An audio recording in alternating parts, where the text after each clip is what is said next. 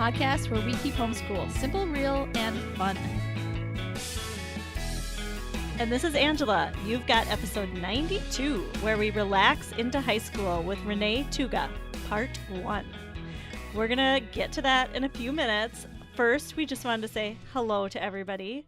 Welcome to Homeschool Unrefined. We're so glad you're here. And we just wanted to give, as usual, a shout out to our Patreon supporters. Thank you for supporting us. And a special shout out to Kelly, a new Patreon supporter. Welcome, Kelly. Yes. Glad you're here, Kelly. If you're interested in becoming a Patreon supporter, you can go to patreon.com/homeschoolunrefined. If you are new here, welcome. We are so glad you're here. This podcast is a really, really unique homeschool podcast. We are here to kind of change the conversation about homeschool. Kind of from talk of what we should be doing and adding more things to our plate. We're changing that to, you're doing great. You are enough for your kids, and we are here to kind of help you realize that you can actually take things off of your plate. Yeah. I'm always up for that. I know. I need that, more of that. So, hence the podcast. Yeah. Yes. All right. So, Angela, I hear you have a story to tell us. I do have a story. So this is funny because, some podcasts start with a funny story, and I don't ever have one, but I kind of have one now. Oh, I can't wait. So I got to share. I mean, I said the word funny, but it's not really funny. It's just, well, maybe you'll find it funny. So don't get our hopes up, but just kind of like. I know. Okay. Listen in. Okay. Okay. Just listen in. Okay. Friday night, we were very tired. I cannot remember why, but we were so happy to crawl into bed finally. Yeah. And I think we got into bed like 11, and Saturday morning we were going to sleep in, and so we were just all looking forward to that. Mm-hmm. Well, about 2:30, our smoke alarm started chirping. Oh no. And you like, know that it didn't like go off like no, sound. It was just chirped from low battery. Ugh. You know that feeling. I think that happens to everybody because it just like happens randomly, and then you got to find out which smoke alarm it is. But I feel like it happens in the middle of the night a lot. It always happens in the middle of the night. Always. I think the cold air causes it too. I think that's part of think batteries and cold air. You think? I think I may have heard that somewhere. Wow. That's not scientific. Okay. Okay. Anyway. So I got up and I started looking around the house to find which smoke detector this was, and I didn't want Jeremy to wake up or my kids because I don't know, sleep is so important to me, and I just want to make sure my family sleeps. Yeah. And Jeremy's the type, like, when he wakes up once, then he's up for the rest of the night. So I was man. like, oh gosh, I gotta like quiet this thing. So I looked all around and determined it is the smoke detector that is 20 feet high in our living room. Mm-mm. We have a 20-foot high ceiling. Oh, And no. there's a smoke detector at the top. And we just moved into this house like a year ago, so this hasn't happened to us yet. But I was like, oh no. Do we have a 20-foot ladder? What does one do in this situation? Yeah. So I was like, well, I can't do it right now. No, we don't have a 20-foot ladder. I can't do anything about it right now. So I just like shut everybody's bedroom door, and then I shut our bedroom door, and then I stuffed pillows so that we couldn't hear it. And I could still hear it, but I did miraculously fall back asleep. And then our son came in at like 4:30 because he heard the noise, and so he woke us up. And then my husband was up, and he was like, what are we going to do about this? I should have known because I saw it up there, and I should have had a plan ahead of time for what we would do when this happened. But so then we just started like putting feelers out there to anybody who could help us. Because like, what would you do? Wait, you started putting feelers out to not in the middle of the night. No, Jeremy started researching at like 5 a.m. when he was up then. Yeah. And, like, what do you do? And basically you just have to have somebody with a tall you need a tall ladder. That's what you do. That's what you do. I was like, is there a device Is there like a... Wouldn't it be? I mean, you'd think somebody has come up with a device. Well, I don't think there... I was asking... We were talking about it later, and he said, most houses don't have a 20-foot high ceiling. Right. And then, like, businesses have, some like... do.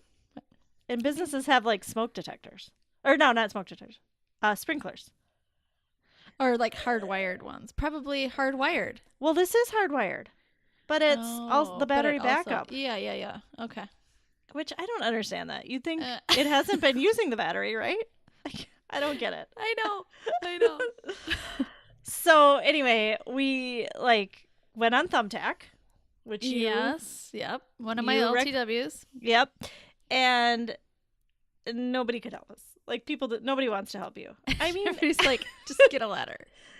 One person was like, wow. Okay, I'll do it for 200. And we were like, what? And we were like, no, that's okay. We'll find somebody else. Well, as the day wore on, we were like, well, maybe we have to take that guy who said he'd do it for 200. Because we weren't finding anybody. And then we went on Angie's List. Yeah. I mean, it's a Saturday too. So no businesses are open. But we had to get it fixed before the next night. I mean, we couldn't. Oh gosh. And it was chirping. Seriously. So then I went on Nextdoor. Are you on the Nextdoor app? Well, I have an account. Oh, okay, yeah. Me too. I never check it. Never. Yeah, I don't really check it either. I do get emails and sometimes I look, but it's if you don't know what that is, it's like a neighborhood. Basically, like social media for your neighborhood. Facebook for your neighborhood, yeah. Yeah, basically. Yeah. So I just put a post and I just said, is there anybody, we're looking to hire someone who has a ladder and is not afraid of heights. Because Jeremy is afraid of heights. That's the other part. And so am I. Oh, he was like, that's right. I could go rent a ladder, but I am not doing it. I can't climb up there. He's like, I'd be shaking so hard. And I'm like, yeah, I know, me too. Yeah. So anyways, long story short, nice neighbor Joe,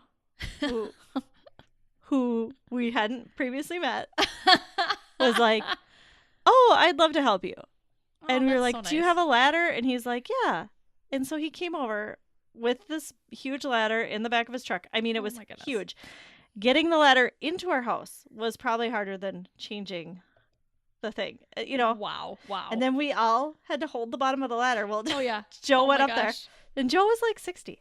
And I was like, for him. Oh, you are so nice. Thank you. And then we tried to pay him and he's like, no, absolutely not. I will not accept that. Yeah. And so it was very nice of Joe. But wow, thanks, Joe. In case you didn't know, they do have, Jeremy also researched, they have 10-year batteries.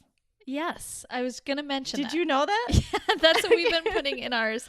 Oh. Recently, too. Mm-hmm. Yes. Yeah, so we went and bought one, and that's what Joe put in. Do they work? Do they last 10 years? I think so. God, I hope so. Yeah, I haven't heard a chirp for a long time around here, so. Okay. I think that maybe is why. Yeah. Now that I think about it, that's probably why. Yeah. So, but anyway. Oh my goodness, that is always. That's a universal. That's a universal problem. Annoyance. Yes. Oh my goodness. Yeah. Glad you got it taken care of, and now you know who to call next time. I know. Joe was so nice. I want to bring him a meal or something. Yeah. I mean, he saved you $200. He did. Oh, crazy. Okay. All right. Let's move on to our exciting interview. Renee Tougas is a writer and a homeschool mom, which really she identifies mostly as a homeschool mom. And she's a really wonderful blogger. She's from Montreal, Canada. And we asked her so many questions because she has 3 high schoolers and or 3 teenagers. And she is such a wise person. And our interview turned from just high school, really, is what we were going to focus on, but it really blossomed. Let's just say she's got she's got a lot of great wisdom for just everything about homeschool. She really all does. The different ages. She reminds me of Julie Bogart in that way, where Julie Bogart really talks about writing, but it's so much more than writing. Right. And I would say the same thing for Renee. Renee, you know, we were talking about high school, but wow, she has just so much wisdom about how kids learn. Yeah, she was kind of like, well, before I can talk about high school, I got to go back to the elementary years. Yes. And so if you don't have high schoolers, it doesn't matter. You are going to get lots out of this conversation. Yes, you really are. You're going to feel so good about what you're doing today. You are preparing your kids for high school now. Yep. And she's going to tell you all about it. And this conversation was so good that we had to split it up into 2 parts because we just couldn't cut anything out. Yeah. Yeah. And then actually, we also took another special part and we put it in Patreon. So if you want more from Renee, we do have a section that's going to go into Patreon where she's going to talk about hiking the Appalachian Trail. Mm-hmm. She hiked the Appalachian Trail with her family. So yeah, so that part will be in Patreon. So enjoy our conversation with Renee. Hi, Renee. Hi. Welcome to Homeschool Unrefined. We're so happy to have you. Thank you. I'm really pleased to talk with you. Yeah. Thanks for being here. Well, we'd love it if you could just start by telling us a little bit about yourself, your hobbies, your interests, you know, your blog, your family, all that good stuff. And a little bit about also like how your homeschool journey. Okay. So that's a lot there. So that's a lot. We can break it up. We'll break it up. Okay. Yeah. Yes. Okay. So first of all, I live in Montreal, Quebec, Canada. Yeah. And with my husband and my 3 kids. So been married to my husband, Damien, for 22 years. And I have 3 teenagers, young adults, 19, 17, and almost 16. Wow. So that's my family. So I am like a homeschool mom and homemaker. That's how I think of myself, and it's been my job for like 20 years, you know. I was with a 19-year-old. Yep. And I've been blogging for 14 years of that. Wow. Mm-hmm. Yeah, like way back when people were like getting into it. Getting into it. Yeah, exactly. So for 14 years, and then for the past 7 years of that, I've been like slowly inching my way into online content creation as related to writing and freelance writing and ebooks and some video projects and things. But it's been very casual and subject to family life. It's not been like a huge focus for me. Right. But then just this year, I have started working part-time in earnest. And I actually work for my brother's podcast, and it's called Be Rad. His name is Brad. Okay? Oh, cool. Yeah. Love it. Yeah. So it's the Be Rad podcast with Brad Taves. And I work as his content writer and community manager, community and social media and marketing manager. So I do writing, I do all this stuff that I've learned through years of blogging, and then more stuff on top that I'm learning, like stuff related to podcasting and marketing and things that I didn't do so much for myself, but I am doing them for somebody else.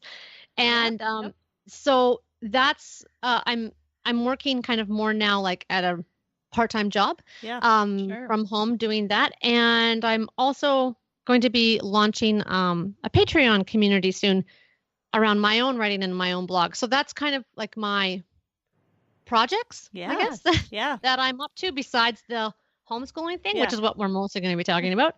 But like even with those things and saying, you know, I do this and I'm a writer and kind of in this online world, I still most strongly identify with like as a homeschool mom and not just even strongly identify, but what I mean is like my mental and my creative and my emotional energies like are predominantly spent in that space. And in terms of, it's the thing that occupies most of my heart, my head, you know, even though with high schoolers and stuff, you're less involved on certain levels. It's still so much of my heart is there. Yeah. Sure. So that's kind of where I'm at with homeschooling. Maybe do you want to just tell us a little bit about your homeschool journey? Like, how did you decide to homeschool? Did you always know you were going to homeschool? I mean, and I think 19, 20 years ago, I'm sure it was probably less common. Maybe did you know anybody who was homeschooling? Oh yeah, sure. So I can back up and tell that. Sure. Or just, it's not really backing up, it's backing up in my story. Yeah. Sure. Yeah. So when I met my husband, so we've been married 22 years. It would have been like, I don't know, 26 years ago or something, 25 years ago when we met, and I was like only 18. You know, I Wow. got married young. Yeah, met young, got married young. He knew a family who was homeschooling. He was in his early 20s. And he knew this family well. And he really liked what he saw in their family. And homeschooling wasn't uncommon. Like, I mean, it was. I knew of it, but I didn't know anybody who did this. And he introduced me to this family, and he loved this family. He loved what he saw in their family. They had 4 boys. He just loved their home life, what they were doing. And so before we were even married, he said to me, when I have kids, I want them to be homeschooled. Like I want to, like, not like, I don't think he envisioned staying home. Yeah. But he wanted that to that be, part. yeah, exactly. He wanted to be the family life and what he wanted for his kids' education. So we, and I didn't take a lot of convincing. I was studying to be a teacher. Actually, I was doing my education degree, and I just did a lot of research because I could do projects on it and research. And I'm like, yeah, this looks good. You know, I can see how this would be beneficial. So we had decided before we even had kids. Oh, wow. Yeah. So then, so the nice thing about that is that we set up our life in such a way, like when you think about careers and working and that whole, like, how are we going to do this thing with having to earn an income and raise kids, blah, blah, blah. We kind of set it up from the beginning so that we could do that. Yeah. Right. And it wasn't like a big like thing when our kids were 4 or 5, and then I'm trying to think of how to pull out of a career or whatever. Yeah. Right. Everything was worked around that. So you knew from the beginning. Yeah. So we knew from the beginning, and we had always planned to homeschool. I think we had thought, like, we're just going to homeschool through to high school, like to the end, until it proves to us otherwise that we shouldn't do it. And so that's how it started. Okay, so we always ask this question to our guests because we love talking about it. Oh, but do you know any of your personality profiles? Like, we talk a lot about Myers-Briggs or Enneagram, especially those two. Yes, I do know that stuff. All right. You do? Ooh. I love that stuff. Let's dive in. Let's dive in. So, I mean, I love talking about that stuff. I love knowing my friends with those lenses, my kids, my husband. So, Myers-Briggs, I'm an ESTJ. Although, were you surprised, Angela? Well, no, I was expecting an I. I don't know why. So I will say, I was just going to say, I feel like very ambivert in that EI balance. Yeah. And so I feel like having kids, and with age, and even developing a more contemplative spiritual practice and just the things that I'm drawn to, I feel like I lean more into that introverted side. Yeah. But then in talking with my daughter, who is a true introvert, we talk about this. She's 19, and she's like, "Mom, you are not. You're not." Because I actually, although being with people will drain me sometimes, I still get a lot of energy from being with people. Right. And in those environments, I will come out of them like, I can come out of them very energized. Yeah. Yes. And you know what I also see in you is that I know a lot of extroverts. I'm an extrovert. A lot of extroverts really get energy just from being out in the world too. You know, exploring and just being in the world. Yes. That's a good point that you raised. I hadn't thought about it, but I do. Absolutely. Like, just to get out in the city. I live in a city, in a vibrant, beautiful city. I love getting out, walking the streets, seeing things. And so that's where I think I kind of straddle. I'm like, I can, but I have a lot of introvertedness in my, I'm very reflective. Yeah. I need lots of quiet time because I need to know myself. And so I don't know. Yeah. Yeah, and we have both in us. We're both, extroverted and introverted, and this is what, we've been reading about too. But you just lead with one. And so you still have that introvertedness in you. Mm-hmm. And so I feel the same way. I feel the same way. And especially homeschooling.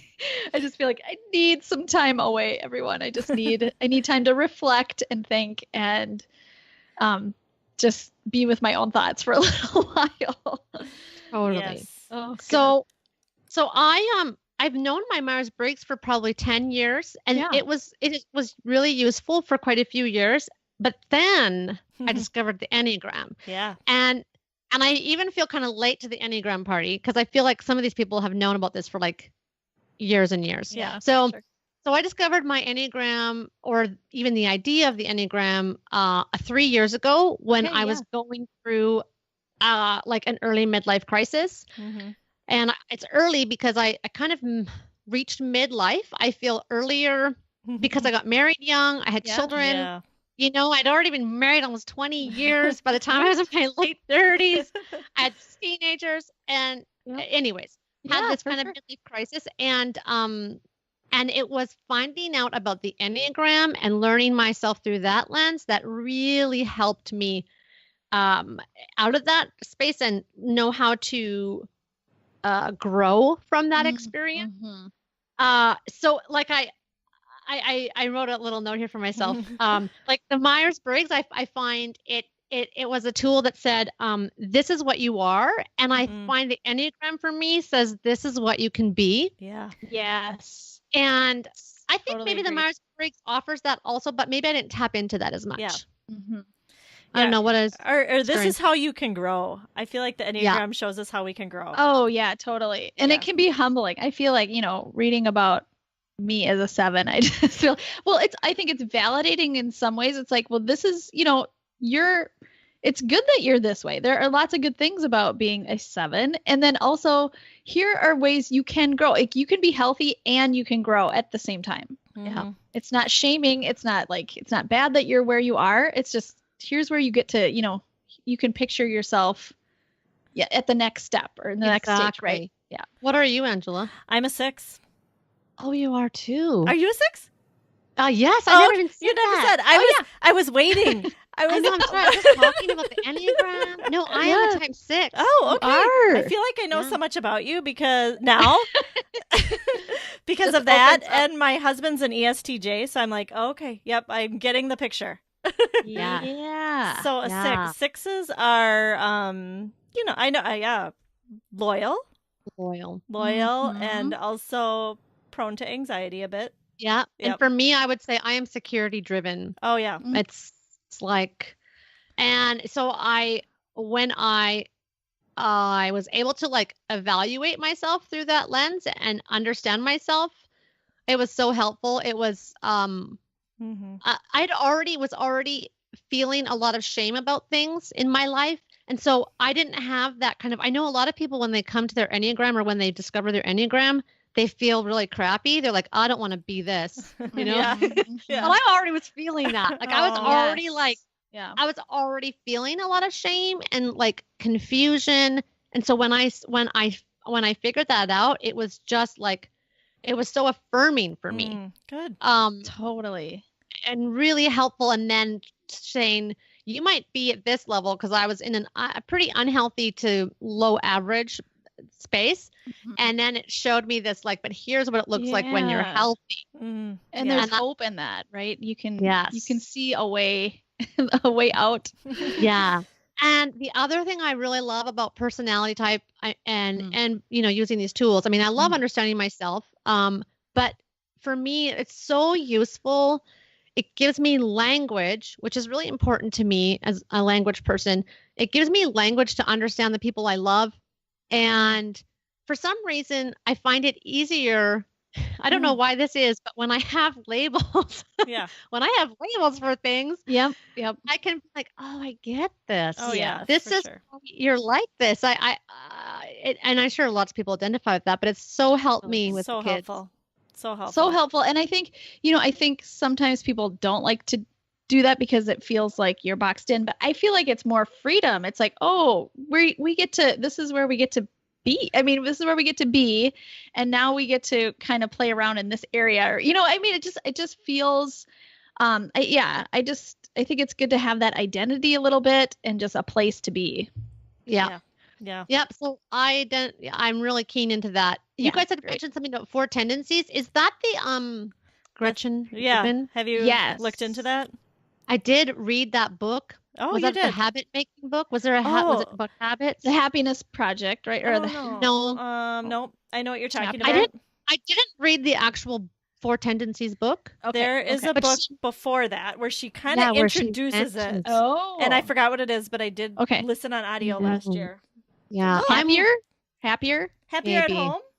Happier You at know, home? No? Well, I I should think have there's had this happier, title and then in there's mind. happier at home. Oh, Yeah. and then there's Yeah. another one. No, this was the habit one. Yeah. Oh. I feel like This I need was- to look. But anyway, yeah, she did And- mention the 4 tendencies. mentioned it, Yep.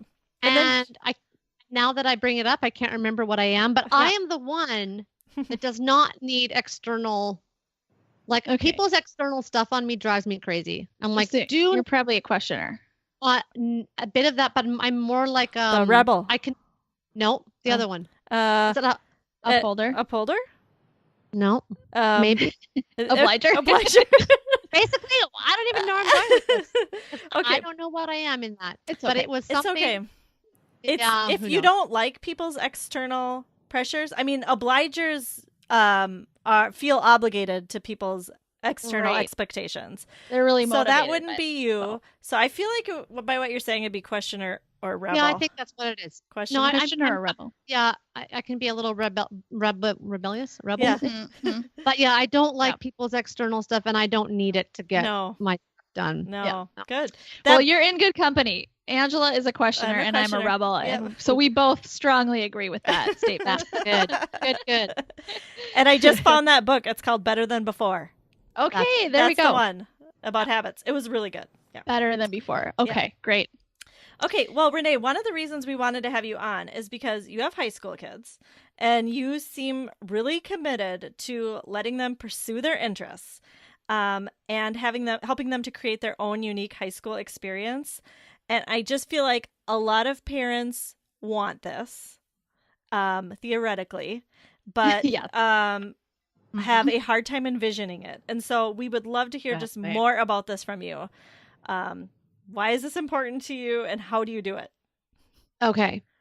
So, I love talking about this, by the way, Good. because I love, honestly, I just love my people. I love being with my people. Yeah. I love supporting my people. I love seeing them grow and develop. And I feel like, so just to share about that, Yeah. I love Yeah. that. So before we get like to high school stuff, and I'm going to get there, I want to kind of tell you how we got to where we are. Cause we were elementary and middle years, and we do things a certain way in high school because of how we've done it all along. For sure. So I'm just going to kind of, take you on Yes. that journey. Great. Oh, yeah. Um, Please do. So, I should say my husband and I have always been committed to letting our kids pursue their interests within the context of a strong family culture. It's kind of like this idea when people hear about letting kids pursue their interests, they have this idea that, I don't know, like it's going to be not rooted in kind of what already exists. Like there's some things that our kids just have never been able to like explore or do because it's not where we Yeah. live or who we are. Right. So it's not like some out there kind of thing. It's like we are a certain way as a family and as a couple, and then within who we are as people, we're really committed to letting our kids pursue what they want to learn. And one of our primary aims in homeschooling has been to raise self-motivated learners, and so that it's coming from within them. And my other primary aim is to build a relationship with my kids. So, and to build this solid, trustworthy, safe relationship with them, I would say has been like the most important thing to me. And the academic stuff, it just has not really been my focus. It just kind of happens. Mm-hmm. Yeah. It happens. Right, It happens right. as it happens, or when it needs to happen, or according to, often according to their interests, but sometimes not, and we just kind of have to fill it in or whatever. But well, and I think that's so great because we talk about this a lot on our podcast. Making those connections is so foundational that learning just almost like you can't help learning once you've gotten all these things that you need taken care of, and especially these connections that you've made. Learning happens. Yes, absolutely, and not only like does it happen, but when you have this relationship with your kids where there is trust and respect, and they know that they are heard and loved, and when it comes time for those few things, at least in our family, they've been very few, where we say, you need to learn this because we know as adults that you're going to need this. And honestly, in our house, there's very few of those things. Academically, in our house, there's more things like that with regard to contributing to family life. Like you have to do chores. I don't care whether you are interested or not. Like those kind of things. I find that when we have this relationship of trust and respect, and the kids feel heard and loved, and they know I know them intimately. It's like, when we have things that we're like, yeah, this is something you need to do. We've had like no pushback. I don't even know what that looks like. Wow. That's amazing. So anyways, so we've had this student-centered, interest-driven learning environment in our home. And because this is how Damien and I wanted to homeschool our kids, and it was most interesting to us as people. That's what inspired us. That's what we thought was how we wanted to live. And we wanted to do stuff with our kids. As a family. Like primarily it's about doing stuff together. So traveling, adventures, doing community life, just living together, and without focusing on school subjects, or that it has to be a school subject or some kind of arbitrary learning standards. So it's I don't know what the word is for that. Like, I don't know if there is a word for that yet, but we should invent one because we want to make this normal. It's a hard thing for me I feel like I have to do a lot of talking and a lot of describing, and I don't come up with like some kind of label, I don't know. So anyways, because we had planned to homeschool from the beginning, like we had talked about that before we were even married, and I knew that we wanted to homeschool long term. I didn't want to burn out. And I wanted to enjoy myself. And for me, looking at a lot of what I saw homeschool families doing, it didn't look fun to me personally. I was like, I don't want to spend 3 hours every morning doing these lessons and then lesson planning. And so it just was like, that wasn't how I wanted to live. So I was like, well, I'm just not going to school that way.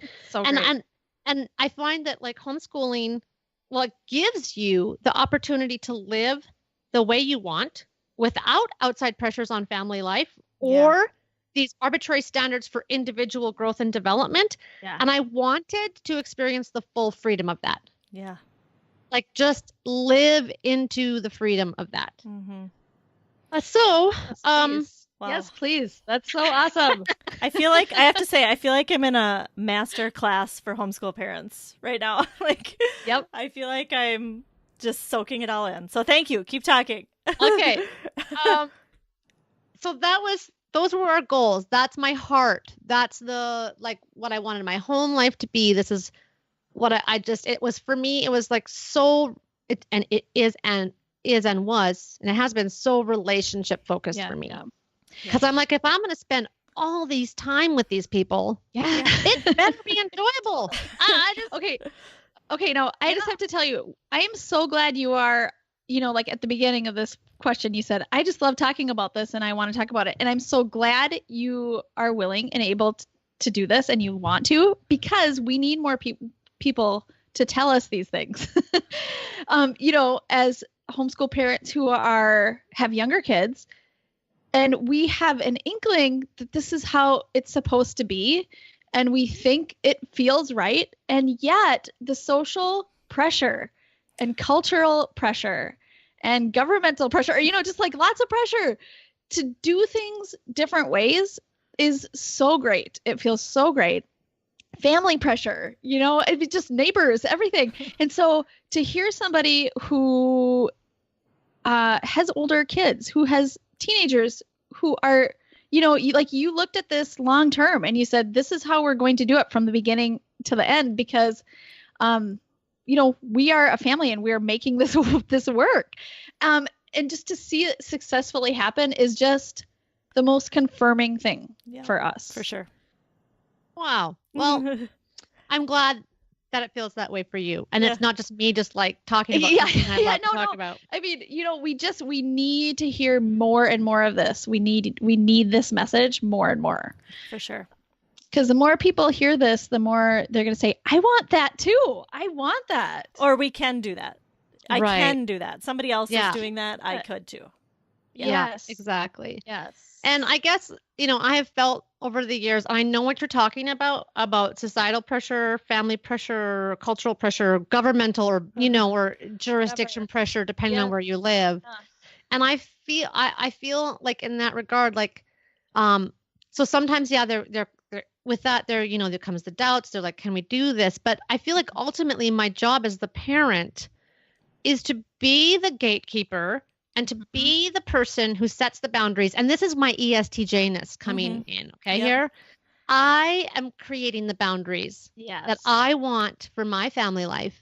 And I'm like the that dog that is like, there's like some kind of herding dog, like maybe it's a collie or something. Yeah. And I like run that border. Yeah. And I am like, this is my space, my people, my family, my life that I want to make with these people. And you can have all your stuff out there and you can do it however you want. And you can say it should look like this and but like, I have this intensely protective, and I don't mean protective in a, like trying to protect my children from all kinds of, Right. It's not that kind of protective. Yeah. It's a protecting of the space and the time for my children to grow. Right. I think a big difference there is fear-based protecting. Like, I don't want, my kids to be in the world ever, or whatever. But really, it's like, I want them to have, room. I want them to have space, time, and freedom. And we don't want people to take that kind of stuff away from you. Yeah. Mm-hmm. And I can be pretty fierce about that. That's, and I just feel like this is what I'm called to do. I'm called to, these are my children. I'm called to like create the best thing I can for them. And this is how I do it. I mean, this is just how I'm doing it. Goodness. So, I mean, we can talk more like idea kind of stuff, or I could talk a bit more like kind of practically how it's played out. I feel like people are going to want to know the practicals. Like, this sounds good. This sounds amazing. What are you doing about algebra or something, Yes. Yeah. Exactly. So, like, I'll start off with talking about elementary. Okay. Sure. Sure. Great. So, elementary, it was very relaxed, and it was I think it was kind of a little bit Charlotte Mason like in terms of when we started. I don't know, it's like age 7 or something, where you kind of maybe start doing some things. Yeah. But I didn't get too hung up on those age things. But like practically speaking, we just, we were together as a family. And also my kids are really close in age. So they were 21 months apart. There's like 3 of them. Yeah. So everything was kind of happening at the same time. So I wasn't trying to juggle, like having a 10-year-old and a 2-year-old, that would be a little different. Yeah. So my family dynamic is a little different that way. But we just did in their elementary years, I did a lot of reading to them because that was enjoyable for us. We did a bit of math and some writing, and we didn't keep pace with grade levels. I wasn't comparing our progress to any kind of grade level stuff, and I didn't need to in terms of reporting and what have you. And we did lots of hiking, gardening, homemaking, arts and crafts, library and community activities. It was just kind of like, I don't know, life. Yeah. It's just doing stuff together. Doing life. And when my kids, like if I did get resistance, this is always the question people have, like, what do you do if they don't want to do those things? You know, like the math or some other thing. And so at that point, it was like I had to look at what I was doing with them and say, okay, is there some other way we can go about this? Is this just the wrong materials for you? Is this not a good fit for you? Are you not ready for this? I had to look closely at what we were doing, see if there was some other different way of doing it. And if I could make changes, you know, and I would try different things. And if I kept getting resistance from my kids, and it's going to look different, I think, from different kids. Sure. They resist you differently. And it's just kind of like, this is just not interesting to me. I don't want to do this. I would just let things go. Yeah. I'd be like, okay, well, we won't do it then. Because I was just like, I'm not going to spend my days fighting with you over doing this lesson. It wasn't that I didn't want to teach my kids how to do stuff or that they had to be disciplined or apply themselves. That's like home life teaches that. Like totally. Just, you know, and being a part of home life and helping in the kitchen and cleaning my kids always had to do that kind of stuff with me. That was just, but it wasn't even it just was. Yeah. Like it was. Yeah. It wasn't a question. I'm glad. I like to hear that your kids were had to do more, you know, home like stuff, helping in the home more than like academics sometimes, because that's how I feel. I mean, really our day is more just like, we need to maintain our house, have some semblance here. And then, you know, on the side, we have a few things to do academically. You know, and what I felt, Maren, I felt when my kids were younger, I always felt like I was a way better homemaker than I was a homeschooler. And not because I was a great homemaker, because I was like, this is mostly what we do. Yeah. It's mostly what you have to do. Yes. Yeah. Exactly. But like, that was great. Like we just so many life lessons. Yes. And just doing stuff together and learning. Yeah. I feel like that was the stage for learning discipline and sticking with something. And like a lot of people have this idea that has to be taught by doing math. Like you have to learn these skills by sitting down and doing math for half an hour. And if you don't do these lessons every day because you don't want to, but you have to learn that you have to do things in life that you don't want to, and you're going to learn this when you're 6 by doing math. I know. I no, like that's not, you know, it doesn't have to work that way. No.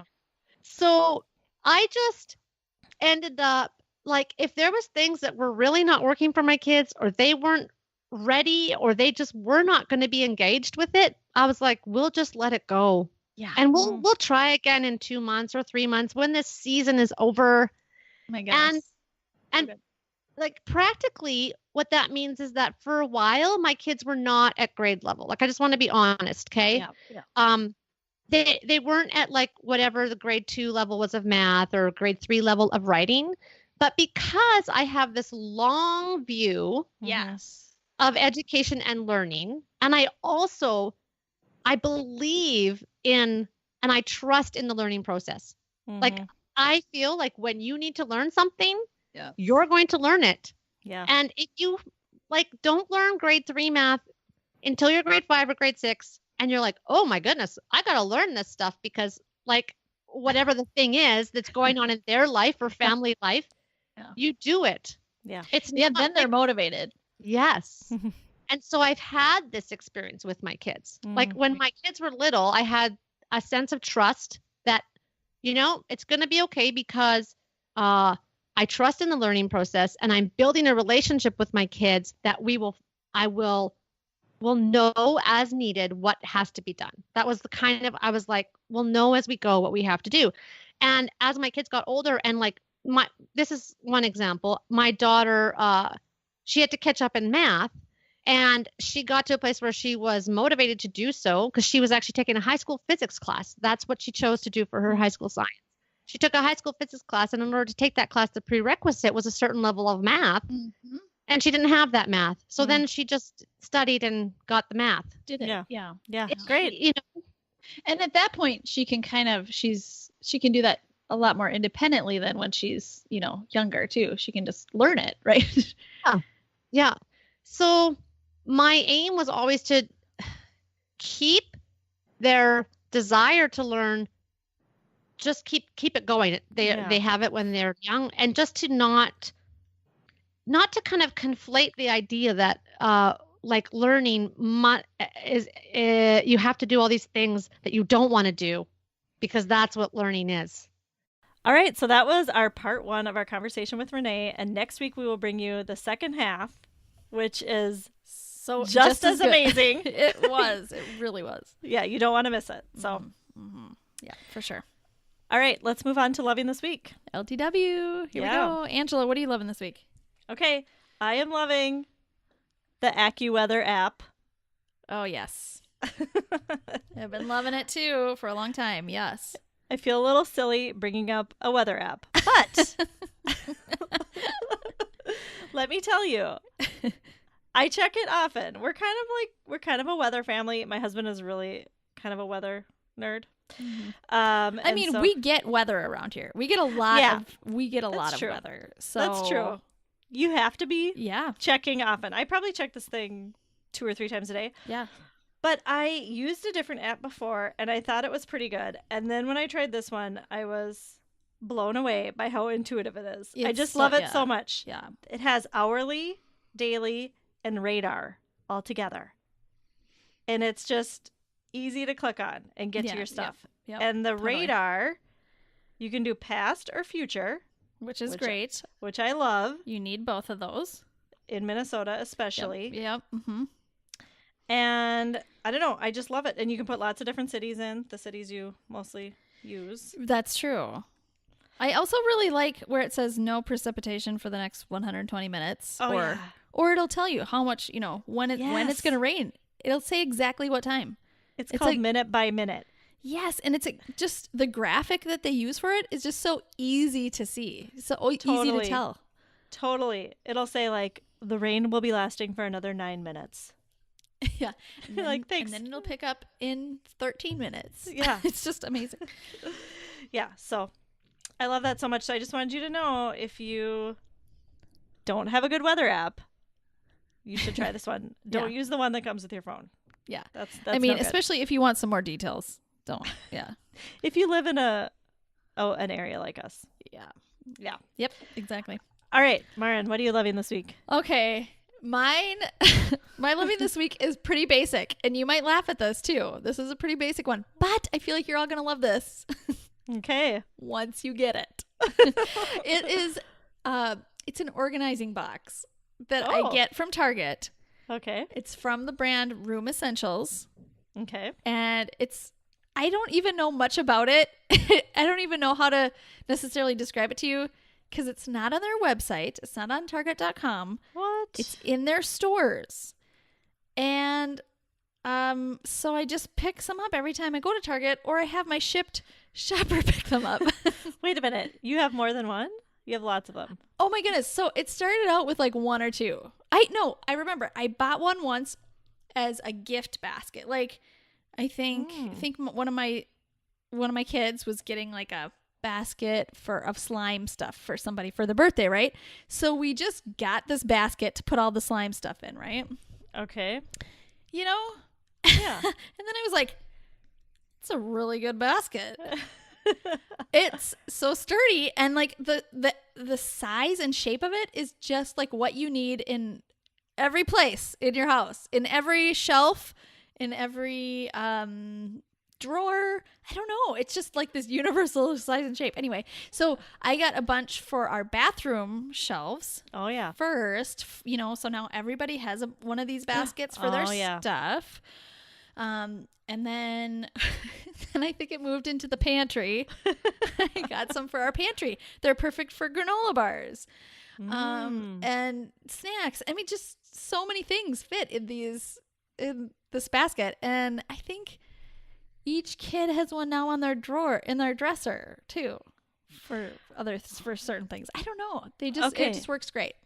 So you have to describe it, because I am totally picturing a shower caddy, like from college. Well, I don't know. I mean, it almost looks like that. It's kind of long and skinny. Oh, okay. And it's plastic, and I don't want to say it looks like wicker, but it doesn't. It doesn't. It looks like an updated version of wicker, I would say. I mean, so the plastic that looks like wicker. I know what that is. kind of. Yeah. Not exactly like that, but Better. it's got that feel. Better. Much better. And they're like $3.99. So is it on the Shipped site? Yeah. Okay, so maybe that's where we can link when we're gonna link. To Yeah, it. maybe. I guess. I'm gonna have to Can look we do at that? it there. Yeah, so you can get it in gray and tan. Okay.